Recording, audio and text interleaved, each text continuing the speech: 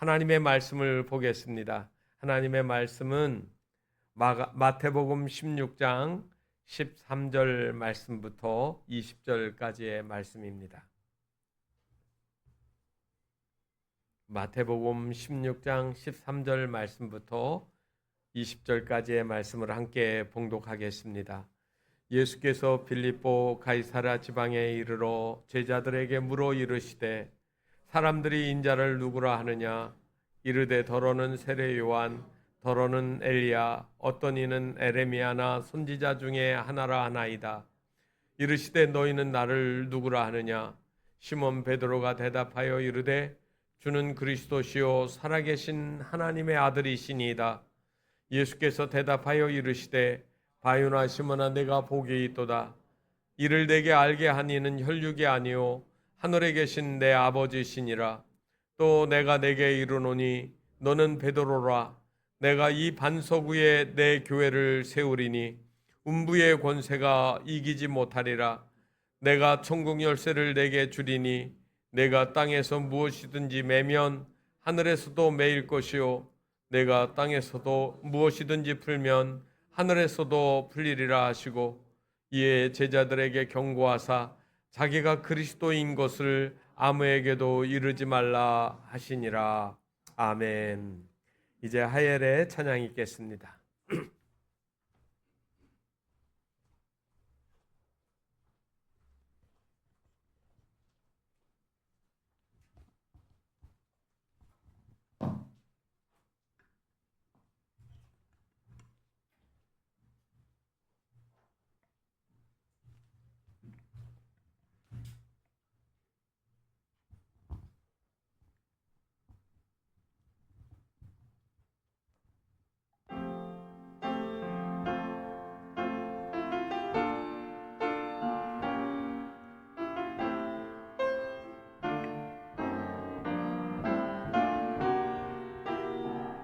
풍성한 은혜 주시는 주께 감사로 예배드리길 원해. 감사로 드려지는 이 예배 온전히 다 다르길.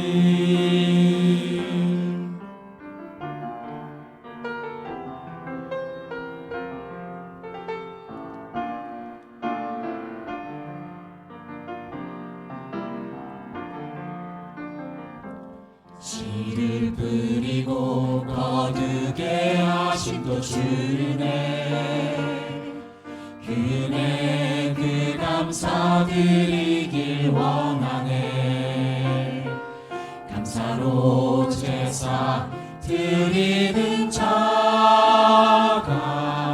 나를 영화롭게 한다 하시네. 내게 생명을 주시고 웃게 하신 주, 나를 일하도록 나를 쓰임받게 하신 주, 내게 부족함 없이 채워주신 주님, 나의 처음 열매 맺어 주님께 씨를 뿌리고 거두게 하심도 주네. 그네 그 감사드리길 원하네. 감사로 제사 드리는 자가 나를 영화롭게 한다 하시네. 내게 날마다 오늘을 살아갈 힘 주신 주, 나의 믿음으로 주를 섬기도록 하신 주, 나를 살피시고 지켜주시는 주님께 내 모든 것 아낌없이 모두 드리리. 씨를 뿌리고 거두게 하심도 주네. 그네 그 감사들 감사로 제사를 드리는 자가 나를 영화롭게 한다 하시네. 생명을 주시고 얻게 하신 주, 나를 인하도록 나를 쓰임받게 하신 주, 내게 부족함 없이 채워주신 주, 아낌없이 드리리 드리리. 영원히 주만을 바라도록 하신 주, 내게 구원으로 나를 인도하여 내신 주, 나를 언제나 사랑만 하신 주님, 아낌없이 드리리 드리리 감사로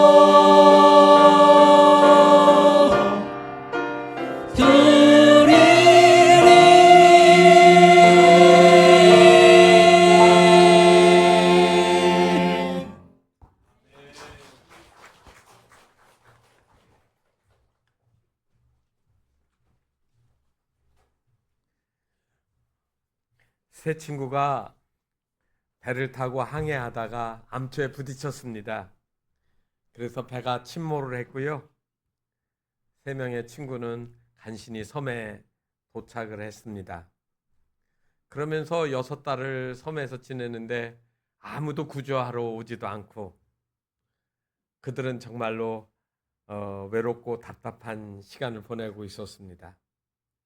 그런데 친구 하나가 하루는 해변을 가다가 램프를 하나 발견을 해가지고 가지고 와서 거기에 있는 모래도 그리고 찌꺼기도 깨끗이 닦고 뚜껑을 싹 열었습니다.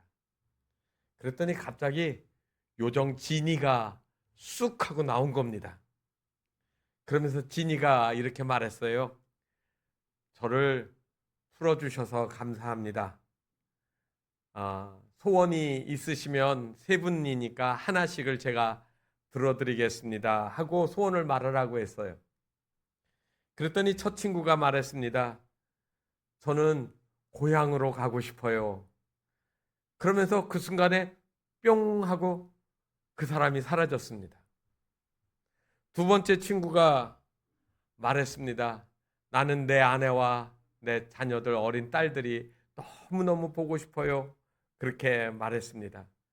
말하는 순간에 뿅 하고 사라졌습니다. 혼자 남은 친구가 소원이 뭔지 말하라고 하니까 이렇게 얘기했습니다. 제가 셋이 있다가 지금 혼자 남으니까 너무너무 외로워요. 친구들이 보고 싶습니다. 그 2 친구 불러주세요. 여러분, 그 다음에 무슨 일이 생겼는지는 여러분들의 상상입니다.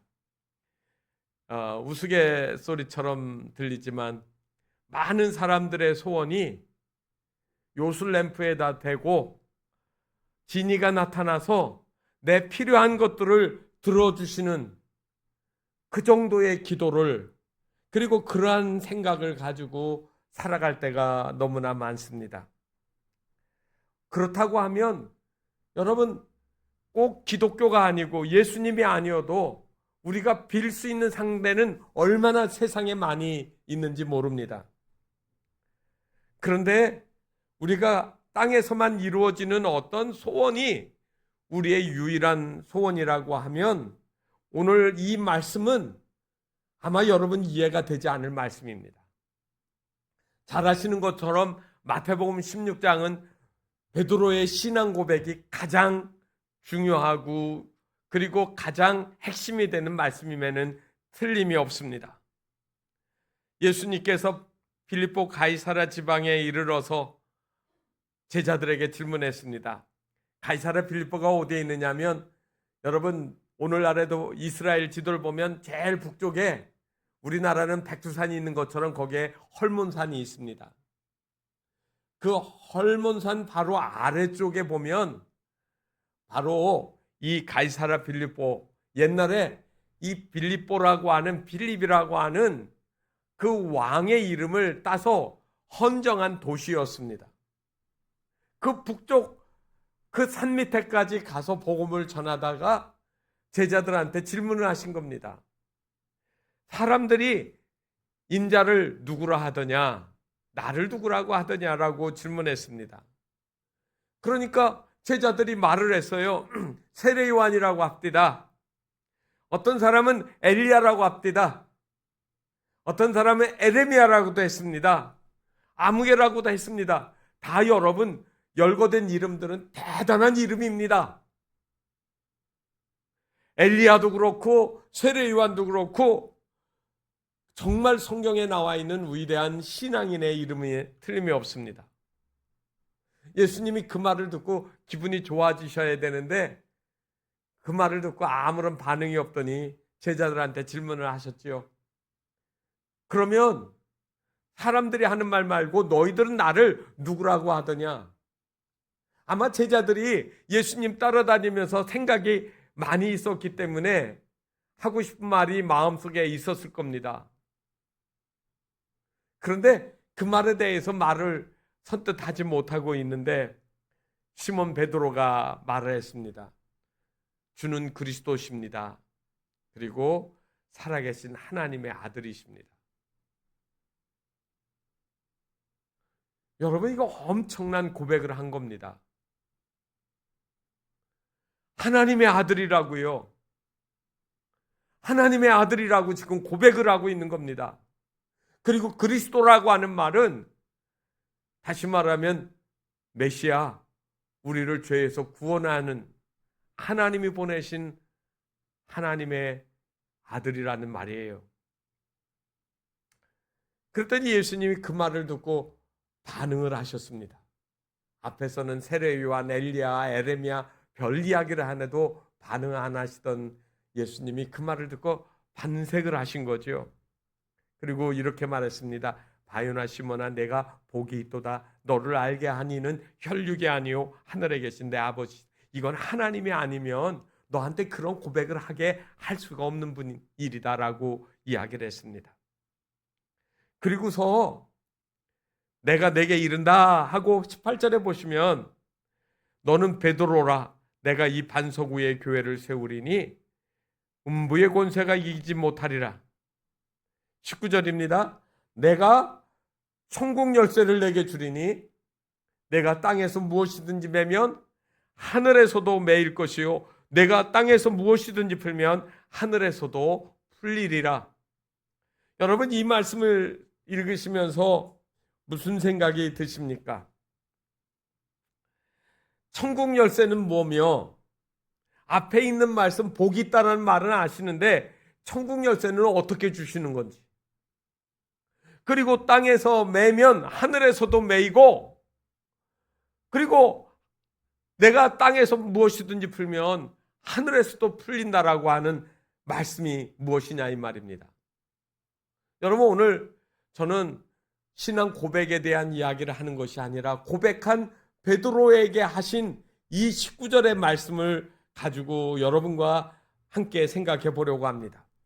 오늘 여러분 19절에 있는 이 말씀을 보면 천국 열쇠라고 했지 천국문 열쇠라고 안 했습니다. 이 말은 무슨 말이냐면 천국문 열쇠를 받았으면 천국 앞에서 문을 딱 지키고 있는 거예요. 열어주고 안 열어주고 누구 권한입니까? 지금 문 앞에서 딱 지키고 열쇠 가지고 있는 사람이 열어주든지 안 열어주든지 둘 중에 하나예요. 그러니까 천국 들어가는 그 권한이 누구에게 부여되어진 겁니까? 그렇게 되면 베드로한테 주어진 거예요. 그래서 가톨릭에서는 천국 문에 들어갈 수 있는 열쇠가 교황에게 주어졌다라고 그렇게 해석을 한 적이 있습니다. 그런데 여러분, 여기에 있는 이 말씀은 천국문 열쇠가 아니라 그냥 천국 열쇠예요. 그래서 나온 말이 천국 열쇠가 있으니까 내가 땅에서 천국 열쇠를 가지고 있고 천국문은 어디 있어요? 저기 위에 있는 거예요. 그런데 땅에서 무엇을 이렇게 꽁꽁 매면 하늘에서도 매어지고 땅에서 이거를 풀어 매인 거를 풀면 하늘에 풀린다는 겁니다. 여러분, 그럼 뭐가 생각이 나시죠? 리모컨 생각납니다. 옛날에는 TV가 다 다이얼식이어가지고 TV 앞에 가서 이렇게 채널을 돌려야 됐는데, 언제부턴가는 그 타이어를 돌리던 거를 아내가 돌렸잖아요. 남편이 누워서 돌려 그러면 아내가 가서 이렇게 돌렸는데, 리모컨이 생기니까 어떻게 합니까? 리모컨 가지고 눌러대면 그게 저기 떨어져 있는데, 벽에 붙어 있는데 계속 돌아가는 겁니다. 그래서 그 다음부터는 리모컨 가지고 다투는 거죠. 누가 채널권을 가질 건지. 여러분, 다시 말하면 이 말씀을 읽으시면서 여러분 그렇게 생각되지 않습니까? 땅에서 메었는데 하늘에서 메이고, 땅에서 풀면 하늘에서 풀리는.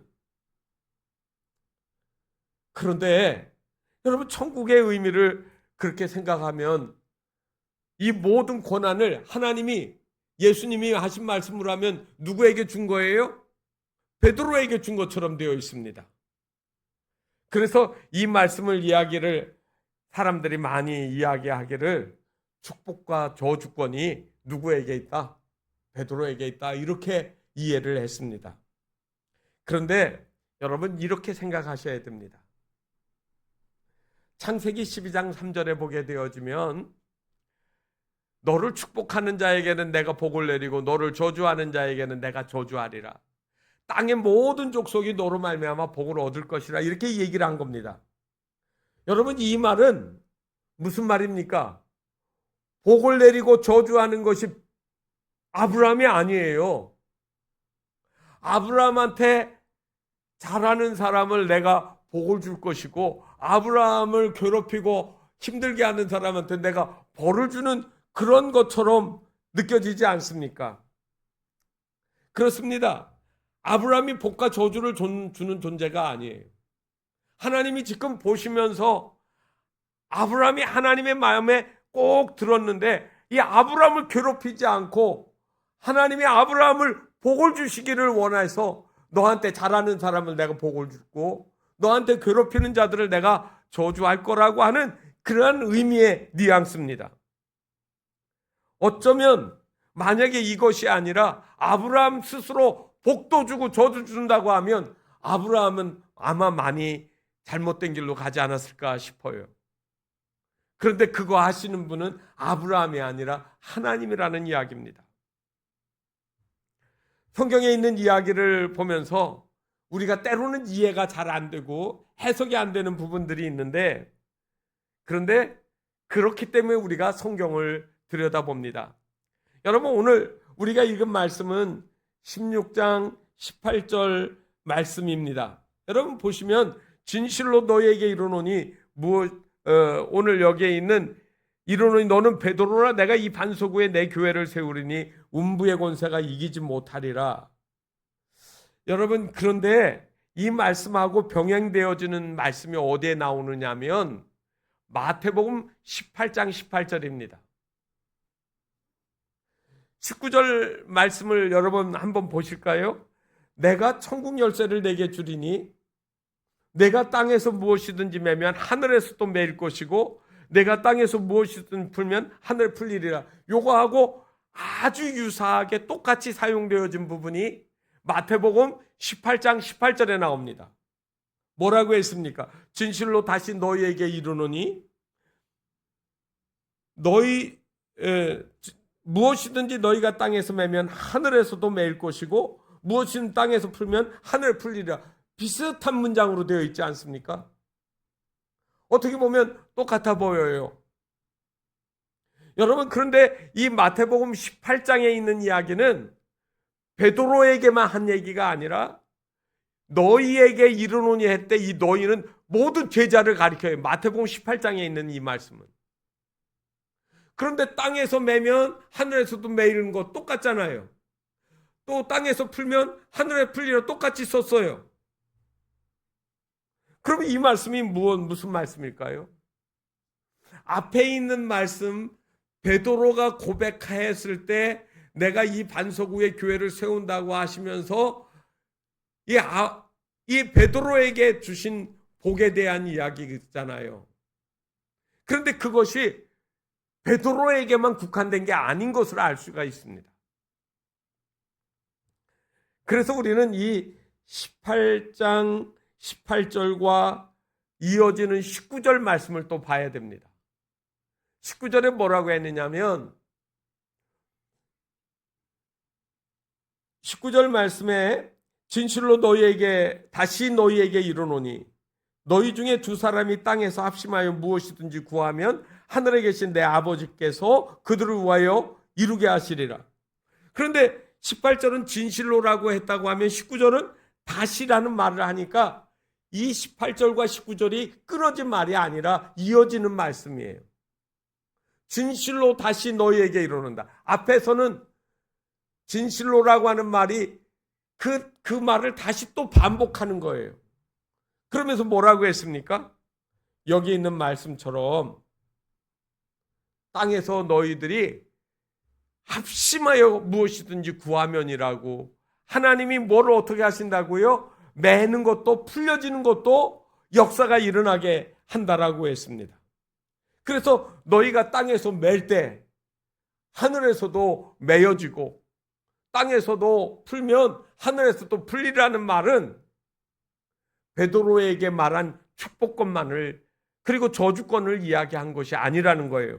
자, 그 다음에 여러분 우리가 더 봐야 되는데, 너희가 땅에서 맨다라는 말을 합심하여 기도하고, 그러면서 저희가 기도하면 하나님이 응답하신다는 이야기가 나오는데 18장 20절로 넘어가면은요 이렇게 나옵니다. 그 말이 이어진 거예요. 두세 사람이 내 이름으로 모인 곳에는 나도 그들 중에 있느니라. 여기에 여러분, 두세 사람이라는 이 말은 공동체를 가리키는 말이에요. 나 혼자 말고 함께 있는 곳, 내 이름으로 모인 곳, 여러분 이 내 이름으로 모인 그 곳이 뭡니까? 교회예요. 예수님은 다시 말하면 나도 그들 중에 있다고 하니까 두세 사람 이상이 내 이름으로 모인 그 공동체 안에 예수님이 계신다는 거예요. 그러니까 예수님을 이 말씀이 하신 말씀을 가지고 쭉 병행되어진 16장과 18장에 있는 말을 제가 연결해서 성경을 본 내용인데요. 베드로에게 천국 열쇠를 말씀하시기 전에 먼저 교회를 세운다고 먼저 말씀하셨거든요. 그러니까 교회는 뭐 하는 겁니까? 같이 기도하는 곳이에요. 기도할 때는 우리가 어떻게 기도합니까? 예수님의 이름으로 기도합니다. 왜요? 예수님께서 기도할 때 내 이름으로 구하라고 했잖아요. 다른 어떤 것의 이름으로 구하는 게 아니라 여러분 기도할 때는 예수님의 이름으로 기도합니다 라고 하라고 말씀하셨어요. 그렇게 기도하는 거예요. 누가요? 두세 사람 이상이 모여서 기도하는 것. 그렇게 하게 되어지면 성경에 뭐라고 말씀하시냐면 요한복음 15장 16절 하반부에 그렇게 말해요. 아버지께 무엇을 구하든지 다 받게 하려 하심이라. 다시 말하면 합심하여 기도할 때 하나님이 들으시리라고 하는 말씀을 지금 하고 있는 겁니다. 그러면 매는 거는 여러분 우리가 여러분 성경을 보면서 푸는 것은 땅에서 푸는 건 뭐를 말할까요? 아까 우리가 본 말씀 20절까지 두세 사람은 내 이름으로 기도하라고 해놓고 나서 21절과 21절을 이어지는 내용이 그렇게 나옵니다.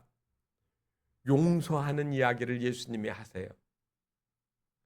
그래서 베드로가 마태복음 18장 21절에 이렇게 얘기하거든요. 예수님, 주여 형제가 내게 죄를 범하면 몇 번이나 용서해야 되겠습니까? 7번까지 하겠습니까? 보통 3번이에요. 그런데 베드로가 크게 써서 7번 얘기했습니다. 그런데 예수님이 뭐라고 하셨을까요? 7번을 70번까지도 하라고. 그러면 70 곱하기 7 하면 77이 49에 490번이 되어지는데 이 말의 뉘앙스는 횟수에 있지 않습니다. 무한히 용서하라는 거예요. 저도 그러하고 여러분도 그러합니다. 용서받기가 참 어려운 존재들이에요. 정말로 용서받을 건덕지가 없어요. 그런데 하나님이 용서해 주시는 거예요. 사랑하여 주시는 거예요. 그래서 우리가 그리스도인이 되어진 거예요. 하나님의 자녀가 되어진 거예요. 옳고 그름 따지지 마세요. 내가 뭐 그렇게 고상하고 괜찮은 존재라고 생각하니까 다른 사람을 평가해서 비판도 하고 그리고 욕도 하고 저주도 하고 그리고 안 될 말도 하지 않습니까? 그래도 용서받지 못할 사람이 어디 있습니까? 예수님은 다 용서하신다고 했습니다. 그러니까 여러분 푸는 거는 성경에서 무엇을 의미하느냐면 용서하는 거예요. 오늘날 많은 사람들이 상처가 있습니다. 왜 상처가 있을까요? 마음의 병이에요. 용서받지 못한다는 것, 또 다른 거는 용서하지 못한다는 거예요. 꽁꽁 얼어붙은 마음들이 마음의 상처가 되어지고 그것이 고통이 되어지는 거 아니겠습니까? 처방은 한 가지밖에 없습니다. 용서하는 겁니다. 그런데 그 용서 가운데는 예수 그리스도의 용서가 샘플입니다. 예수님처럼 하는 겁니다. 하나님의 아들이 십자가를 통하여서 우리를 다 용서하신 겁니다. 기도가 응답받기를 원하십니까? 하나님이 내 죄를 다 용서하셔 주셨음을 믿으셔야 됩니다. 또 우리도 그 기도를 할 때 하나님과 통화하려고 하면 하나님의 방법을 택하셔야 됩니다. 용서하셔야 됩니다. 2008년 12월 8일 샌디에고에 있는 그 해병대 공군 기지에서 호넷 전투기가 떴습니다. 그리고 훈련을 마치고 부대로 들어오다가 그 전투기에 이상이 생겨가지고요. 조종사는 그 비상 버튼을 누르면 그 비행기 좌석이 공중으로 튀어 올라가게 되어 있습니다. 낙하선이 펼쳐가지고 생명을 구하는 거죠. 그런데 너무 긴박한 상황이라 그만 조종사는 탈출했는데 그 전투기가 어디로 떨어졌는가 하면 샌디에고에 있는 주택가에 떨어졌습니다. 한 집을 덮쳤습니다. 그 집에는 누가 있었느냐면 아기를 낳은 산모가 있었습니다. 1살 된 딸아이와 태어난 지 1달 된 어린 아기가 있었어요. 그 집은 한인 가정이었습니다. 그리고 그 딸이 아기를 낳았기 때문에 전라도 담양에 있는 친정어머니가 와서 산간을 한다고 그 집에 있었습니다. 그래서 장모님 그리고 아내 그리고 2 아이까지 4명이 그 집에서 죽었습니다.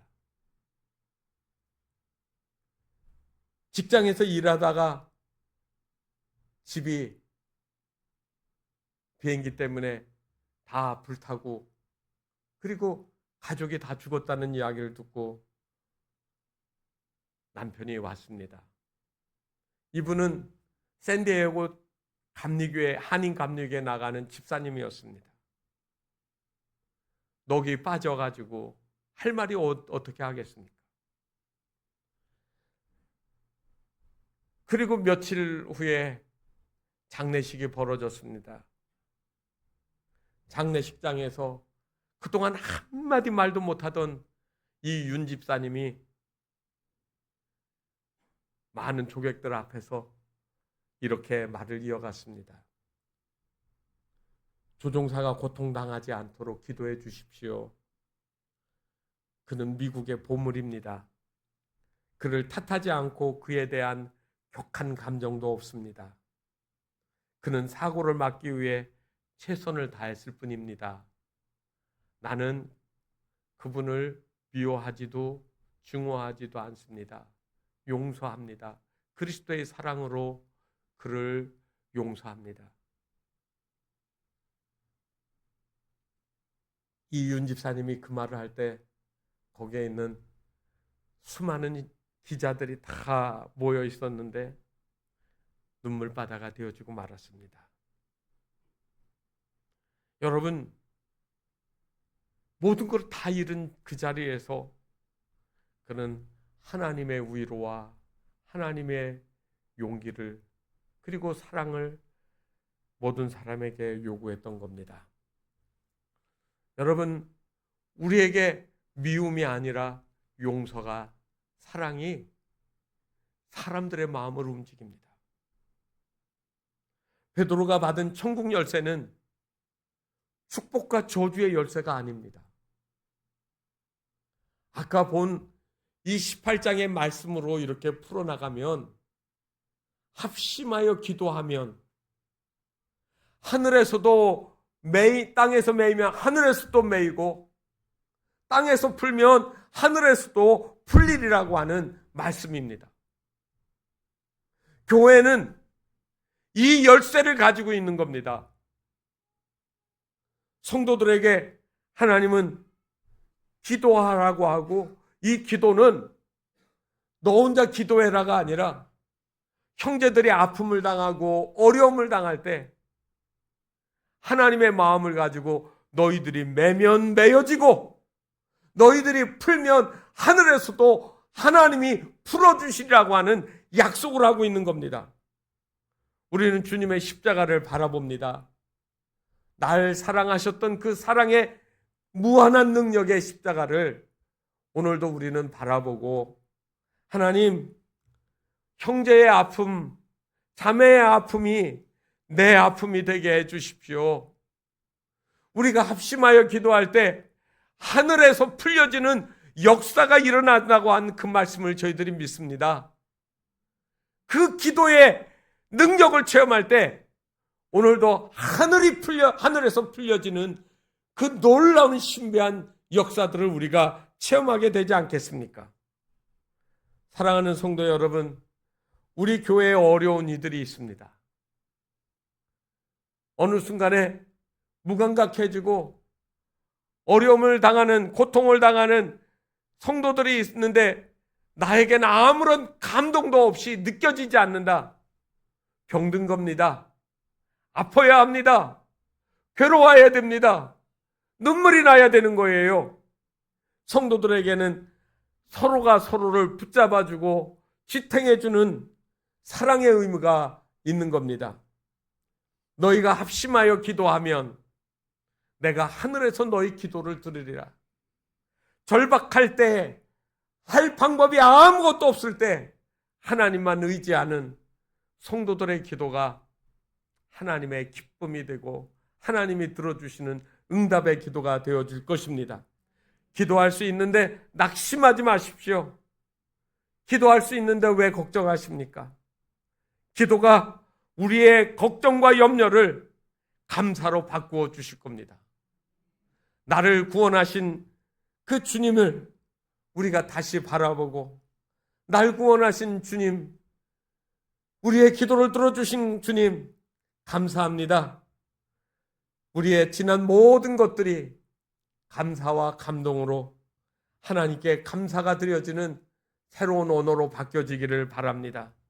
이 시간 날 구원하신 주 감사, 모든 것 주신 감사, 맥주절에 다시 한번 하나님 앞에 우리의 기도가 감사로 바꿔지기를 바랍니다. 날 구원하신 주 감사, 모든 것 주신 감사, 지난 추억이 내 감사, 주 내 곁에 계시네. 향기로운 봄철의 감사, 외로운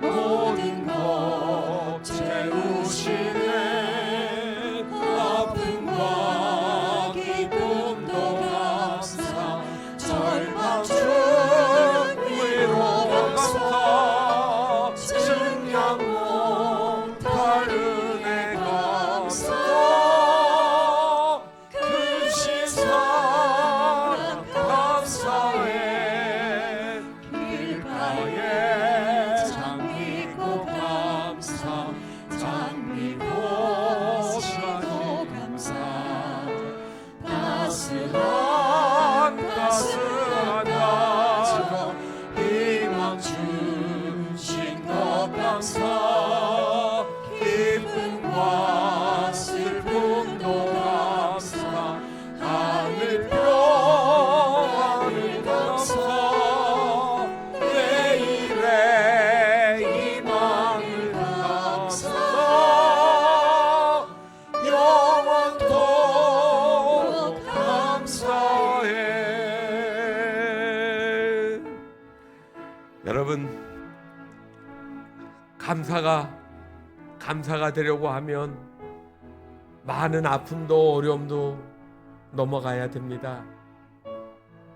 하나님만이 하실 수 있는 일들이 내 삶에서 경험이 되어질 때 놀라운 감사로 바뀔 수 있습니다. 이 시간 하나님, 내가 어려운 길을 걸어갈 때 나를 버려두지 아니하시고 붙잡아 주시고 위로해 주신 주님 감사합니다. 또 그 어려움을 당할 때 내 아픔을 함께 나누며 기도했던 사랑하는 교회 많은 교우들이 있어서 하나님 감사를 드립니다. 우리가 이 시간 그러한 감사의 마음이 우리가 하나님 앞에 나가는 찬양의 제목이고 기도의 제목이어야 될 것입니다. 이 시간 우리 함께 특별히 우리가 이 시간 기도해야 되고 하나님을 붙잡아야 되는 어려운 절박한 순간에 있는 이들을 기억하시고 기도해 주시기를 바랍니다. 사랑하는 내 자녀들이 하나님을 외면하고 있을 때 그것이 내 아픔이 되어지고 그 아픔이 하나님 앞에 기도가 되어지고 찬양이 되어지는 그러한 변화가 일어나도록 이 시간 함께 기도하시겠습니다. 하나님 아버지 은혜와 사랑으로 저희들을 여기까지 인도하셨습니다. 저희들이 넘어질 때 하나님 주님 붙잡아 주셨고 또 일으켜 주셨음을 인하여 감사를 드립니다.